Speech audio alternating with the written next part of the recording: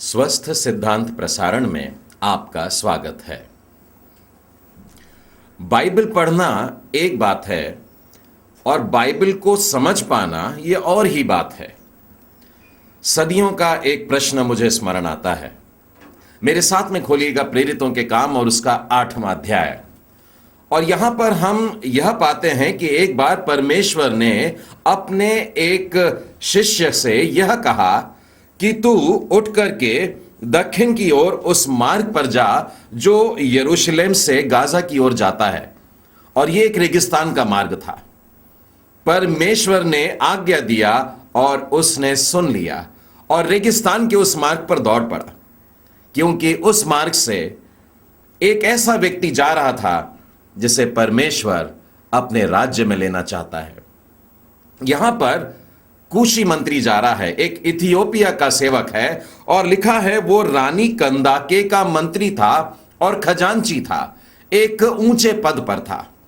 और वो यरूशलेम आया हुआ था और यरूशलेम में आराधना करने के पश्चात वापस अपने घर की तरफ जा रहा था। और वो रथ पर बैठ करके जा रहा था। और जब वो रथ पर बैठा था तो वो बाइबल पढ़ रहा था। और बाइबल में उसने यशाया नबी की पुस्तक में से पढ़ रहा, बाइबल में से उसने यशाया भविष्यवक्ता की पुस्तक को पढ़ना आरंभ किया था। बाइबल हमें बताती है कि फिलिप्पुस रथ के साथ में दौड़ रहा था और जो कुछ यह कूशी मंत्री पढ़ रहा था, जोर जोर से पढ़ रहा होगा, उसे फिलिप्पुस सुन रहा था। फिर आत्मा के चलाए जाने पर देखिए फिलिप्पुस ने उससे निकट जाकर के यह पूछा कि क्या तू जो पढ़ रहा है उसे समझ रहा है? और कूशी मंत्री ने जवाब दिया कि मैं कैसे समझ सकता हूं जब तक कि कोई मुझे यह न समझाए।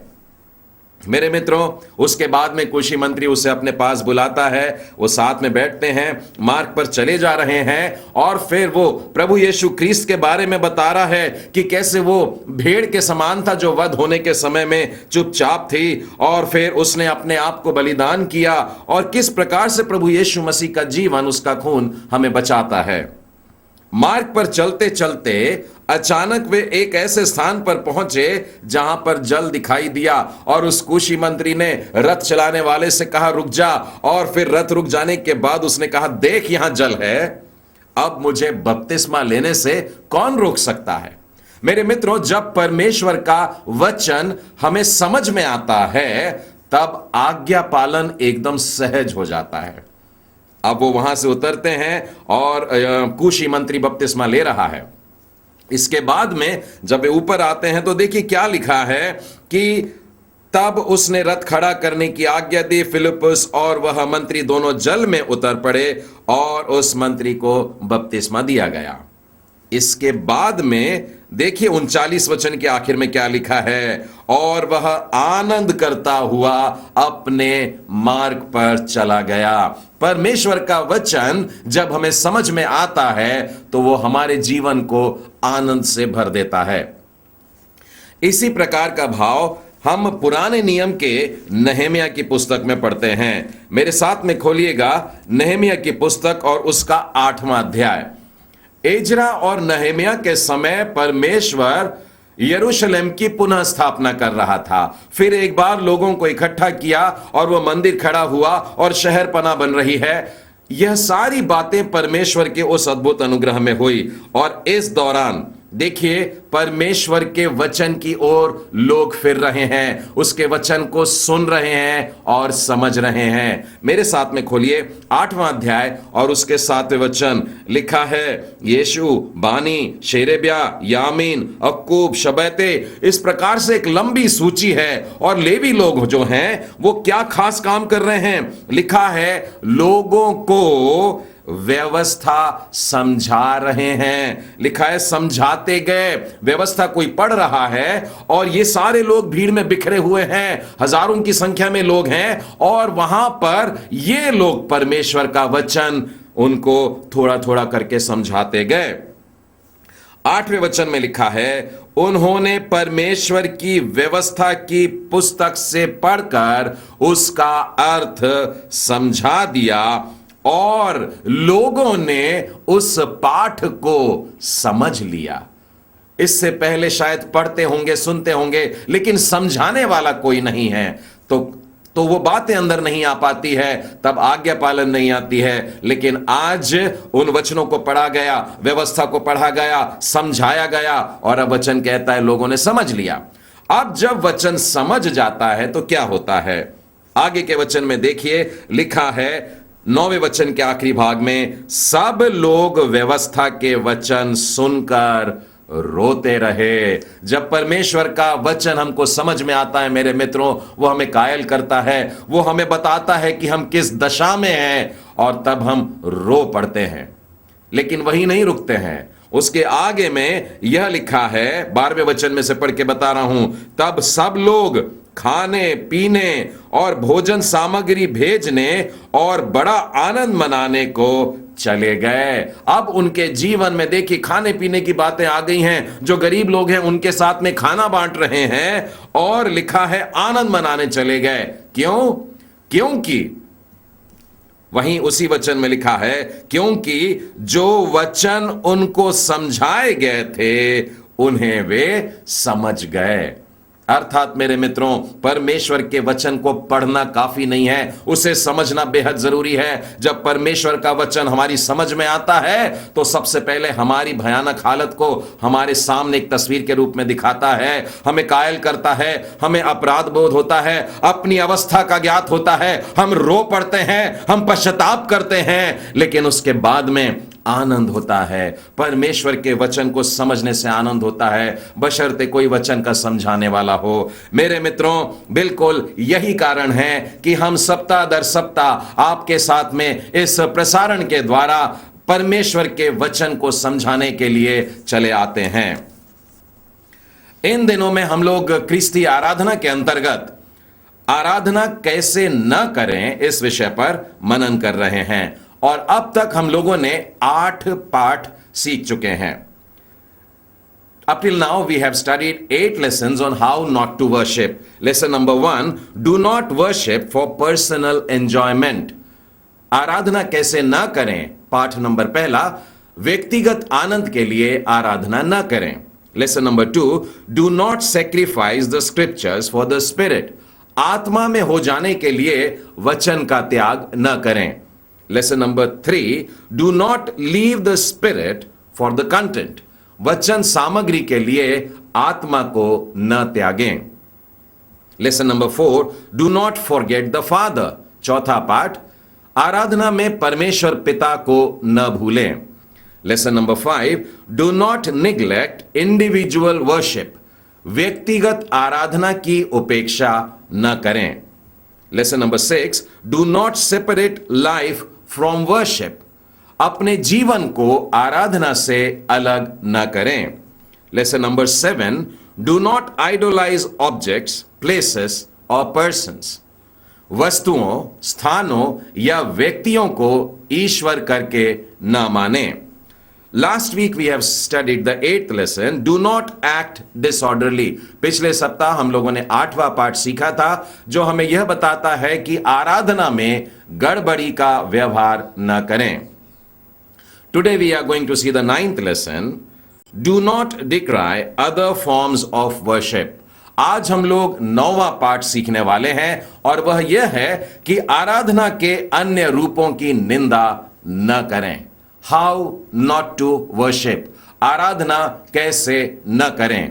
पाठ नंबर 9, आराधना के अन्य रूपों की निंदा न करें। कलीसिया को मुख्यतः 2 भागों में बांटा जा सकता है। एक तो पेंतिकॉस्टल कलीसिया और दूसरी गैर पेंतिकॉस्टल कलीसिया। ये दोनों कलीसियाओं में जो मूल भिन्नता है वो वास्तव में केवल पवित्र आत्मा के अभिव्यक्ति के समझने में ही है। सच पूछिए तो पवित्र आत्मा की जो सेवा है वो मेल मिलाप की सेवा है, सबको एक करता है। लेकिन दुख की बात यह है कि आज मसीहों के बीच में पवित्र आत्मा की सेवकाई और उसके कार्य ही हमें अलग करने पर लगे हैं। मेरे मित्रों, आज का हमारा मनन का विषय यह नहीं है और उस ओर हम नहीं जाएंगे, परंतु मैं इन दोनों समूहों के अंदर जो कुछ खास बातें हैं, दोनों समूहों में कुछ अच्छी बातें भी है और कुछ कमजोरियां भी हैं। हम इन्हीं बातों पर आज मनन करेंगे। पेंतिकॉस्टल आराधना में साधारणता लोग जोर जोर से आराधना करते हैं, चिल्ला चिल्ला करके परमेश्वर की जय जयकार होती है, जबकि गैर पेंतिकॉस्टल कलीसिया में इतना शोर नहीं होता है। इस विषय पर बाइबल क्या कहती है?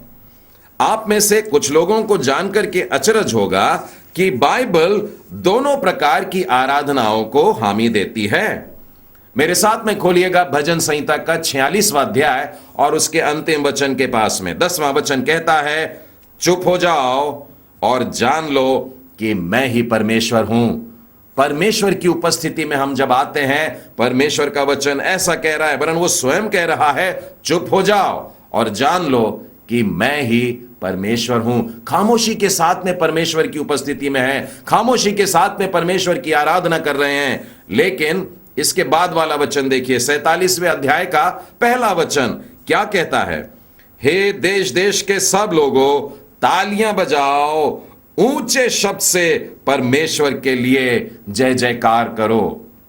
इस वचन में लिखा है कि शांत नहीं रहना है, तालियां बजाना है, उछलना कूदना है, जय जयकार करना है, वरन जोर से और ऊंची आवाज में करना है। 46वें वचन में लिखा है खामोश रह करके परमेश्वर की आराधना करें, और 47वें वचन में लिखा है कि जोर जोर से चिल्ला चिल्ला करके परमेश्वर की आराधना करना है।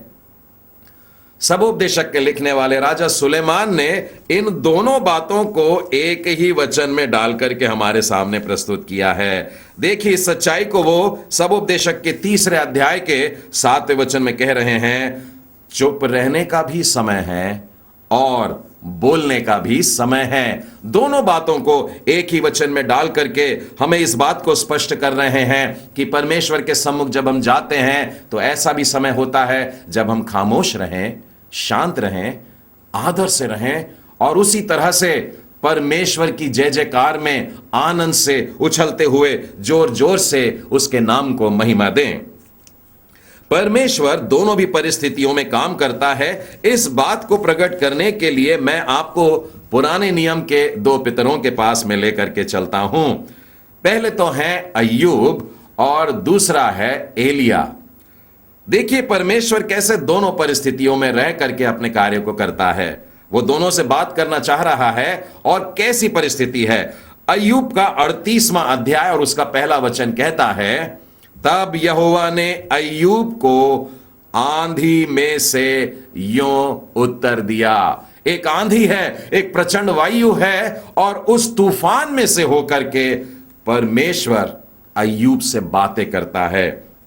उसी तरह से मैं आपको पहला राजा और उसके 19वें अध्याय में लेकर के चलता हूं। यहां पर परमेश्वर एक और जन से बात कर रहा है। यह भी प्रभु का सेवक है, एलिया। और जब परमेश्वर एलिया से बात करना चाहता है तो देखिए परमेश्वर का वचन उसके पास में पहुंचा और कहा, निकलकर यहोवा के सम्मुख पर्वत पर खड़ा हो। एलिया को ऐसे पर्वत पर लेकर के आया और यहोवा पास से होकर चला और यहोवा के सामने एक बड़ी प्रचंड आंधी से पहाड़ फटने लगे और चट्टानें टूटने लगी, तो भी यहोवा उस आंधी में नहीं था। फिर आंधी के बाद में भूकंप हुआ, तो भी यहोवा उस भूकंप में नहीं था। फिर भूकंप के बाद में आग दिखाई दी, तो भी यहोवा उस आग में नहीं था। फिर आग के बाद में एक दबा हुआ धीमा शब्द सुनाई दिया। परमेश्वर ने अपने भक्त एलिया से एक बड़ी धीमी आवाज में बात किया। तूफानों में नहीं था, प्रचंड वायुओं में नहीं था, पहाड़ों के टूटने में नहीं था, चट्टानों के बिखरने में नहीं था, भूकंप में नहीं था, आग में नहीं था, परंतु लिखा है एक धीमी आवाज में वह एलिया से बात करता है। मेरे मित्रों, हमारा परमेश्वर सर्वोच्च है और यह उसकी इच्छा है कि वो किस तरीके से बात करे, कैसी परिस्थितियों का इस्तेमाल करके वो अपने डरवैयों से बातें करता है। हम अपनी इच्छा से परमेश्वर को किसी भी क्षेत्र में बांध नहीं सकते हैं। वो महान है, वो सर्वोच्च है, उसको उसकी स्थान और उसको उसके नाम के योग्य महिमा हमें देना है। इन दोनों समूहों में एक और भिन्नता यह भी है मेरे मित्रों कि एक की आराधना जो है वो लिटर्जिकल होती है। कहने का मतलब कि क्रमानुसार होती है, एक बंधन में होती है, और जो दूसरा समूह है वो स्वतंत्रता से मुक्त आराधना करते हैं। अब इन दोनों बातों में अपनी अपनी खूबियां भी है। अब देखिए, जिनकी आराधना में एक लिटर्जी होती है, उनकी आराधना में आप वचन और प्रार्थना और इस वचन सामग्री की अधिकाई को पाते हैं। और उसी तरह से जो स्वतंत्रता पूर्वक परमेश्वर की आराधना करते हैं, उनकी आराधना में आप देखेंगे कि एक प्रवाह होता है, लगातार परमेश्वर की स्तुति है, वहां पर एक सृजनात्मकता आपको नजर आती है।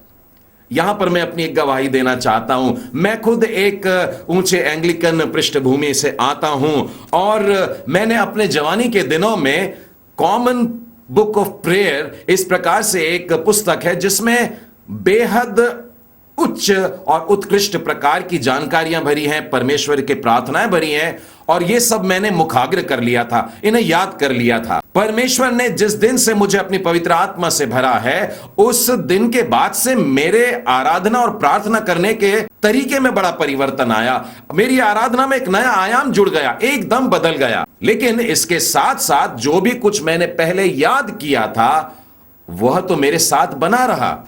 लोग उसे मात्र सामान्य प्रार्थना की पुस्तक कहते हैं, लेकिन उस पुस्तक में मैंने बहुत सारी असामान्य उत्कृष्ट प्रार्थनाएं पाई, वो आज भी मेरे साथ है। तो वचन की भरपूरी भी है और आत्मा की भरपूरी है। इन दोनों का साथ में होना परमेश्वर की आराधना के लिए बेहद जरूरी होता है। अब भजन और कोरस के बीच के अंतर के बारे में भी आपसे बात करना चाहता हूं। पुराने समय के बहुत सारे प्यारे प्यारे भजन हुआ करते हैं और आजकल नए नए गीत भी हम लोगों को सुनने को मिल रहे हैं। अधिकांश जो भजन हैं ये आत्म जागृति का जो काल आया था उस समय लिखे गए थे। जैसे 17वीं शताब्दी में जॉन वेस्ली के समय में जब वे प्रचार किया करते थे और लोग हजारों की संख्या में प्रभु को ग्रहण कर रहे हैं, तब उनके अपने भाई चार्ल्स वेस्ली ने बहुत सारे असंख्य ऐसे भजन लिखे हैं और उनके द्वारा आज भी हम उन भजनों को गा रहे हैं। उसी प्रकार से 18वीं सदी में D.L. मूडी नाम के प्रभु के सेवक ने अपनी सेवाएं दी और उस समय भी आत्म जागृति की एक बड़ी लहर चली।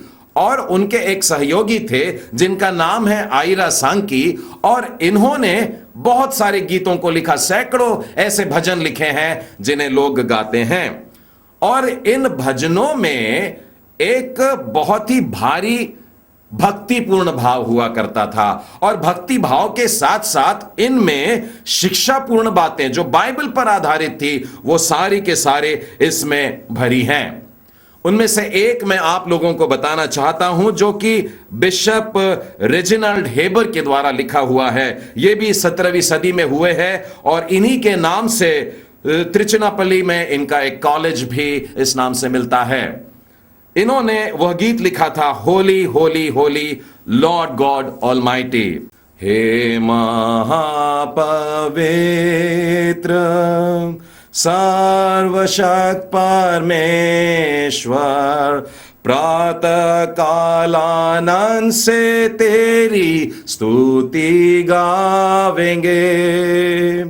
तू महापवित्र ईश्वर कृपा सागर, पिता पुत्र आत्मा योग प्रशंसा के।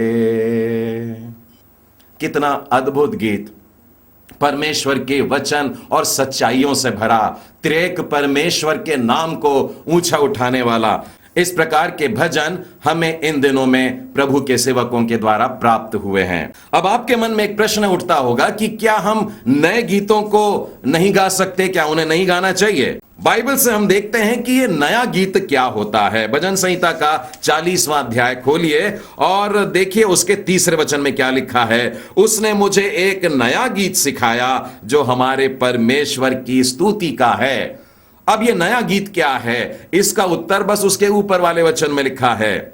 दूसरा वचन कहता है, उसने मुझे सत्यानाश के गड्ढे और दलदल की कीच में से उबारा और मुझको चट्टान पर खड़ा करके मेरे पैरों को दृढ़ किया है। अर्थात मेरे जीवन में एक परिवर्तन आ गया है। इसके कहने का मतलब है अब मेरा जीवन पहले जैसे नहीं रहा। वो कीचड़ में पड़ा हुआ जीवन था, मेरा जीवन उन बातों से भरा था जो निंदा के योग्य था, लेकिन अब परमेश्वर ने कीचड़ से निकाल दिया, दलदल में से निकाल लिया, ऊंचे स्थान पर वरन चट्टान पर खड़ा कर दिया है। अब मैं नहीं डिगने का, अब मेरा जीवन बदल गया है, नया हो गया है और इसी को नया गीत कहा गया है। बिल्कुल इसी तरीके से प्रकाशित वाक्य में आइए और उसके 5वें अध्याय में से मैं आपको 9वां और 10वां वचन बताता हूं। वे यह नया गीत गाने लगे, तू इस पुस्तक के लेने और इसकी मोहरें खोलने के योग्य है। प्रभु यीशु की महिमा में कह रहे हैं, क्योंकि तूने वध होकर अपने लहू से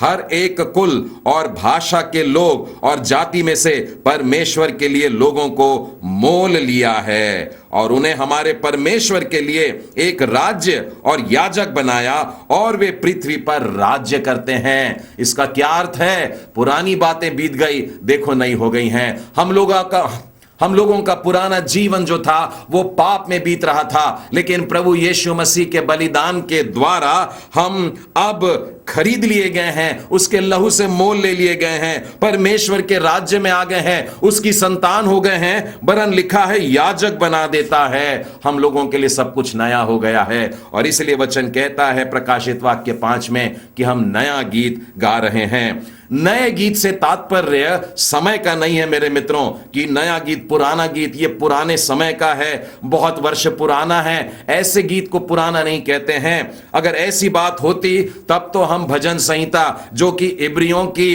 भजन संग्रह है उसे छोड़ देना पड़ेगा, क्योंकि भजन संहिता हजारों साल पहले लिखा हुआ है। इसी में हमको बेहद प्यारे प्यारे भजन मिलते हैं जो हम आज भी बड़े आनंद से गाते हैं। हमको सब गीत गाने का है, सब प्रकार के गीतों को गाने का है। देखिए इफिसियों की पुस्तक और उसके 5वें अध्याय और उसके 19वें वचन में क्या लिखा है। और आपस में भजन और स्तुति गान और आत्मिक गीत गाया करो और अपने अपने मन में प्रभु के सामने गाते और कीर्तन करते रहो। यहां पर लिखा है कि हमें भजन गाना है, अर्थात भजन संहिता में से गा सकते हैं। जैसे एंग्लिकन चर्चेस में, वैसे बहुत से कलीसियाओं में भजन संहिता के शब्दों को वैसा की वैसा ही लिया जाता है और उन्हीं को सुर में लय में डाल करके गाते हैं। उसी तरह से लिखा है स्तुति गान के भी ऐसे गीत जो प्रभु की स्तुति के लिए प्रभु के सेवकों ने लिखा है। और फिर लिखा है आत्मिक गीत। मेरे ख्याल से यह आज के समय में पवित्र आत्मा की अगुवाई में जो लोग नए नए कोरसेस लिखते हैं उसके बारे में कहा जा रहा है। तो कहने का मतलब है हमें सारी बातें करनी है, भजन गाना है, स्तुति गान है और आत्मिक गीत गाना है और इसके द्वारा परमेश्वर की स्तुति करना है। एक और बात आप लोगों के ध्यान में लाना चाहता हूं मेरे मित्रों कि परमेश्वर हमें इकट्ठा करके अपने स्तुति के लिए बुलाता है। मंडली में किसी भी कलीसिया में आपको छोटे बच्चे भी मिलेंगे, जवान भी मिलेंगे और बड़े बूढ़े भी मिलने वाले हैं और परमेश्वर का वचन कहता है कि तुम्हें मिलकर के आराधना करनी है। भजन संहिता का 148वां अध्याय और उसका 12वां वचन कहता है, हे जवानों और कुमारियों और हे पुरनियों और बालकों, यहोवा के नाम की स्तुति करो। तुम जो जवान हो, तुम जो सयाने हो, सब जन मिल करके परमेश्वर की आराधना करो। यहां पर थोड़ा सा टकराव आ जाता है क्योंकि जवानों को गिटार पसंद है और वो भी थोड़ी तेज गति में होना चाहिए, जबकि सयानों से अगर आप पूछे तो वह कहेंगे कि ऑर्गन के ऊपर बजाया हुआ गाना बिल्कुल सौम्य इस प्रकार से अगर बजे तो अच्छा लगता है। लेकिन मेरे मित्रों आवश्यकता इस बात की है आज कि जवान बुजुर्गों के इस पसंद का आदर करें, और उसी के साथ साथ जो बुजुर्ग हैं उनसे भी कहना चाहूंगा कि जवानों की इस इच्छा को तुच्छ न जाने, परंतु उनको भी वे सराहें। आप दोनों मिलकर के परमेश्वर की आराधना को करें। मुझे वो घटना याद आती है जब प्रभु यीशु क्रिस्त यरूशलेम में प्रवेश कर रहे थे, और जब नन्हे बच्चे वहां इकट्ठा हो गए, जवान इकट्ठा हो गए, हाथों में खजूर की डालियों को लेकर के जोर जोर से होशन्ना चिल्ला रहे हैं। उस समय कुछ याजकों में से लोग खड़े हो गए, शास्त्रियों में से लोग खड़े हो गए, और वो यीशु को घेर लिए और पूछने लगे, तूने सुना इसने ये बच्चे क्या कह रहे हैं? आपको मालूम है प्रभु यीशु ने उनको क्या जवाब दिया? क्या तू सुनता है कि ये क्या कहते हैं? यीशु ने उनसे कहा, हां, क्या तुमने ये कभी नहीं पढ़ा, बालकों और दूध पीते बच्चों के मुंह से तूने अपार स्तुति कराई है। और प्रभु यीशु ने इन बच्चों का साथ लिया, इन जवानों का साथ लेकर के उनके बचाव में इन मंदिर के याजकों से और शास्त्रियों को उत्तर दिया कि इन्हें परमेश्वर की स्तुति करने दो। मेरे मित्रों, केवल इसलिए कि दूसरे लोग भिन्न भिन्न तरीके से आराधना करते हैं, उनको गलत ना समझें। परमेश्वर भिन्नता का परमेश्वर है और भिन्नता में सुंदरता होती है। हाउ नॉट टू वर्शिप, आराधना किस तरह से न करें। Do not decry other forms of worship, आराधना के अन्य रूपों की निंदा न करें।